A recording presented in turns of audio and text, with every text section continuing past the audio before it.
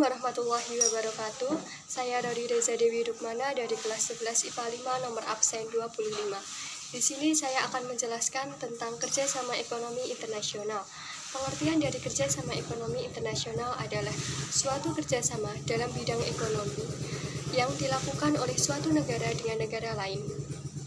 Tujuan kerjasama ekonomi internasional adalah 1. Meningkatkan perekonomian negara, 2. Memperbaiki taraf hidup bangsa, 3.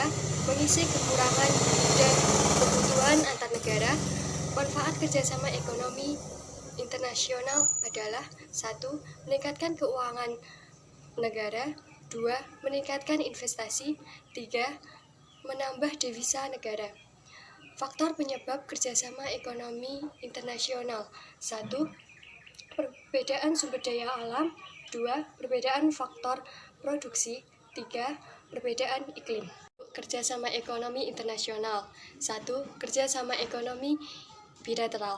Kerjasama ekonomi bilateral adalah kerjasama ekonomi yang mengikat antara dua negara dengan suatu perjanjian bahwa masing-masing pihak akan melaksanakan dan memenuhi kewajiban di bidang ekonomi secara timbal balik. Contohnya, kerjasama ekonomi antara Indonesia dengan Malaysia, Indonesia dengan Cina. Kerjasama ekonomi regional. Kerjasama ekonomi regional adalah kerjasama ekonomi di antara beberapa negara yang berada di kawasan tertentu.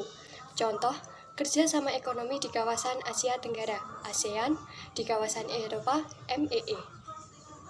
3. Kerjasama ekonomi multilateral. Kerjasama ekonomi multilateral adalah kerjasama yang mengikat antara beberapa negara dengan suatu politik atau kebijaksanaan yang bersifat internasional. Kerjasama ini biasanya dalam satu kawasan, seperti ASEAN dan MMA. Ada pula kerjasama antar negara yang berbeda kawasan, seperti OPEC, WTO, dan IMF. Penjelasan dari saya.